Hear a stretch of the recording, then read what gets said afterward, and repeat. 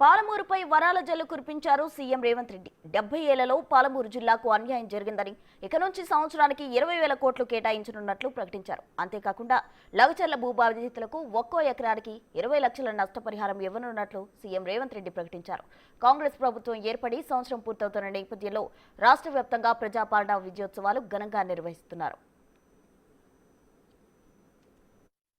మా గుండెల మీద తన్ని మమ్మల్ని మోసం చేసి మా పసిడి పంటలు పండాల్సిన పాలమూరు జిల్లాను ఎడారిగా మార్చి వలసలు శాశ్వతంగా ఉండేటట్టుగా మా కుటుంబాలు మా సోదరులు కన్న పిల్లలను వదులుకొని బొంబాయో దుబాయో బొగ్గుబాయిల చుట్టూతా తట్ట పని పార పనికి మట్టి పనికి వలసలు పంపించింది నువ్వు కాదా చంద్రశేఖరరావు అని నేను అడుగుతున్నా. ఇన్ని పాపాలు చేసిన నువ్వు పూర్తి చేయని పాలమూరో కల్వకుర్తో నారాయణపేట కొడంగల్ ప్రాజెక్టులు మేము చేయాలనుకుంటే ఇవాళ నారాయణపేట కొడంగల్ ఎత్తిపోతల వద్దు మక్తలకు నీళ్ళు ఇయ్యనే వద్దు అడుగుతుండు. మహబూబ్ నగర్ లో 3 రోజులుగా నిర్వహిస్తున్న రైతు పండుగ ముగింపు సభలో సీఎం రేవంత్ రెడ్డి పాల్గొన్నారు. ఈ సభలో పాలమూరుపై సీఎం రేవంత్ రెడ్డి వరాల జల్లు కురిపించారు. అందులోనూ రాష్ట్ర వ్యాప్తంగా చర్చనీయాంశంగా మారిన లగచర్ల రైతులకు అదిరిపోయే గుడ్ న్యూస్ ప్రకటించారు.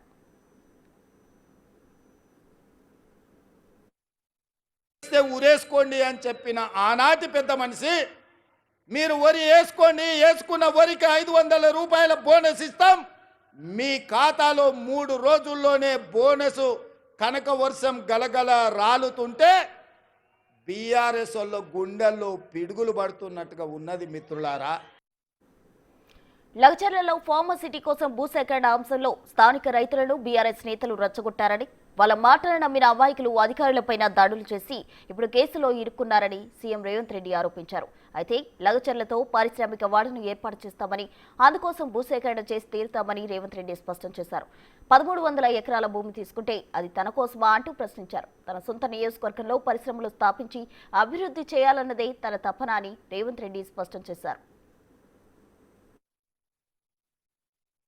3 లక్షల ఎకరాలు ఆ ప్రాంతంలో ఉంటే 1300 ఎకరాలు భూసేకరణ చేసి ఇండస్ట్రియల్ పార్కు తెచ్చి మా 20,000 30,000 మా కొడంగల్లో ఉన్న నిరుద్యోగ యువకులకు ఉద్యోగ ఉపాధి అవకాశాలు కల్పించాలి. పెద్ద పెద్ద కంపెనీలు అక్కడికి తెస్తే నా ప్రాంతం అభివృద్ధి చెందాలి, అప్పుడే నా జన్మ ధన్యమవుతుందని నేను ఒక ప్రయత్నం చేసిన. ఏమడిగినా ఈ తెలంగాణ రాష్ట్రంలో దాదాపుగా 2 కోట్ల ఎకరాల భూమి ఉంది. 2 కోట్ల ఎకరాల భూమిలో కొడంగల్లో 1300 ఎకరాల భూమి సేకరించి ఒక పారిశ్రామిక వాడను నిర్మించి కొడంగల్ను నేను అభివృద్ధి చేయాలంటే చిచ్చు పెట్టి లగచర్ల మంటలు పెట్టి అధికారులను కొట్టించి కలెక్టర్ల మీద దాడులు చేపించి ఇవాళ అమాయకులైన మా లంబాడి సోదరులను జైళ్లకు పంపించారు.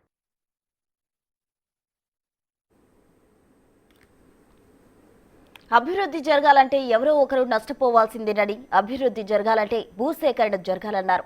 కానీ బీఆర్ఎస్ నేతల మాటలు విని అమాయకులైన యువత రైతులు పరిశ్రమలు అడ్డుకుంటున్నారన్నారు. అభివృద్ధిని అడ్డుకోకుండా సహకరించాలని రేవంత్ రెడ్డి విజ్ఞప్తి చేశారు.